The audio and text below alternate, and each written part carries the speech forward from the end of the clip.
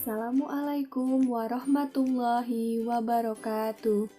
Halo anak-anak semua, bagaimana kabarnya hari ini? Semoga kita semua selalu dalam keadaan sehat dan selalu dalam lindungan Allah Subhanahu wa Ta'ala. Amin ya Robbal 'Alamin. Hari ini kita akan belajar pelajaran tematik kelas 5, tema 1, subtema 1, pembelajaran yang kedua. Namun sebelum kita memulai pelajaran, mari kita berdoa terlebih dahulu. Berdoa dimulai. Berdoa selesai. Nah, anak-anak, tolong simak dengan baik materi yang diberikan pada hari ini, agar kalian dapat memahaminya dengan baik.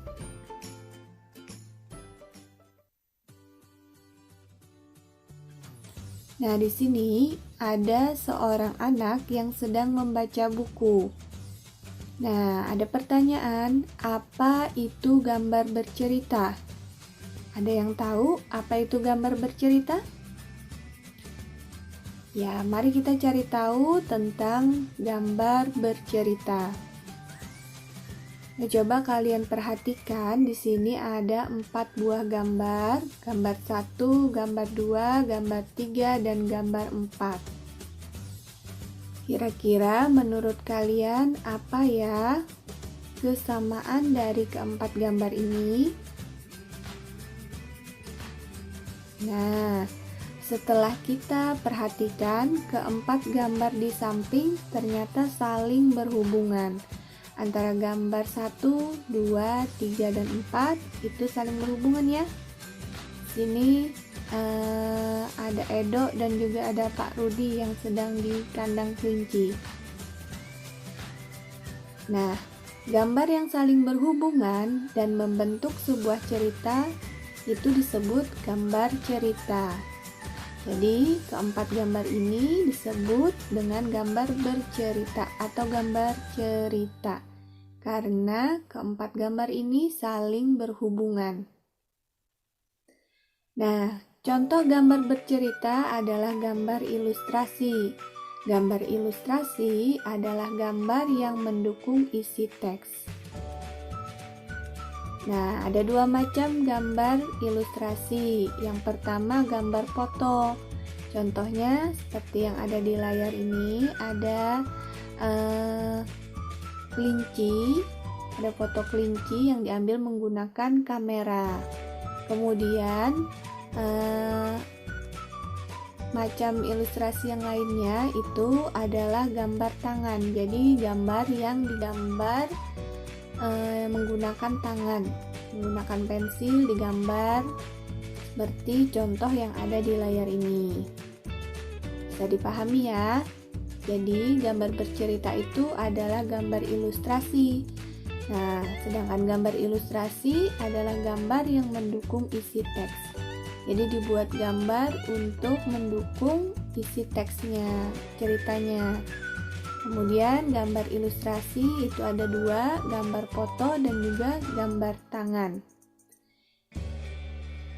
Nah, media gambar ilustrasi itu menggunakan media alas gambar seperti kanvas, kain, kertas, komputer.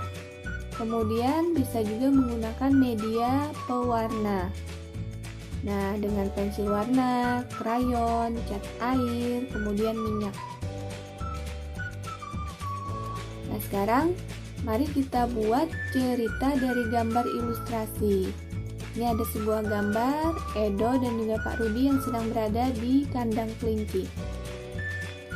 Di sini kita bisa membuat beberapa kalimat dari sebuah gambar. Contohnya seperti yang ini. Pak Rudi mengajak Edo ke kandang kelinci miliknya. Kandangnya sangat luas, kelincinya banyak sekali. Nah, dari gambar yang ada di atas ini, kita bisa membuat beberapa kalimat. Di sini ada 3 kalimat. Nah, mengetahui kalimat itu, kita cukup menghitung titiknya nih, ada 1, 2, 3. Kemudian kita lanjut ke gambar yang kedua. Nah, dari gambar yang kedua, gambar ilustrasi yang kedua, kita bisa membuat beberapa kalimat lagi. Seperti, Pak Rudi dan Edo memberi makan kelinci. Mereka memberikan wortel. Kelinci sangat suka makan wortel. Semua kelinci berkumpul mendekat pada Edo. Nah, dari gambar ya ilustrasi yang kedua, kita bisa membuat beberapa kalimat yang bisa menggambarkan dari foto ini atau dari gambar ilustrasi ini. Kemudian gambar ilustrasi yang ketiga, ada gambar Edo dan juga gambar kelinci. Nah, Edo senang sekali. Edo tertawa kegirangan melihat tingkah lucu kelinci-kelinci di kandang kelinci milik Pak Rudi. Nah, dari gambar yang ketiga, kita juga bisa membuat beberapa kalimat, contohnya seperti ini. Kemudian dari gambar yang keempat, gambar Edo sedang melompat bersama kelinci. Semakin lama diamati, tingkah lucu kelinci semakin menggemaskan. Edo pun ikut berlari mengejar kelinci. Sesekali Edo menirukan gerakan lucu kelinci, melompat, berlari, dan berdiri dengan dua kaki. Nah, ini contoh cara membuat gambar ilustrasi. Jadi ada gambar, kemudian ada tulisan di bawahnya, gambar lagi, tulisan lagi, gambar, tulisan, gambar, tulisan. Nah, gambar ilustrasi atau gambar bercerita ini mirip dengan komik. Kalau kalian punya komik di rumah, nah bisa diperhatikan, pasti di buku komik kalian itu ada gambar, kemudian ada tulisan di bawahnya. Nah, jika digabungkan, maka akan membentuk paragraf seperti berikut. Nah, di sini dari kalimat-kalimat yang ada di atas digabungkan menjadi satu akan membuat paragraf seperti yang ada di layar ini. Yang garis hijau itu gambar nomor 1, kemudian yang garisnya merah itu gambar nomor 2, kemudian kalimat yang garisnya warna biru itu gambar nomor 3, dan yang garisnya kuning itu gambar yang nomor 4. Jadi kalau dibuat paragraf bisa seperti ini. Nah, sekarang coba perhatikan organ gerak hewan berikut. Ini ada hewan kelinci. Nah, yang di sebelahnya sini adalah organ, adalah rangka kelinci. Nih tulangnya, kita bisa melihat tulangnya kelinci.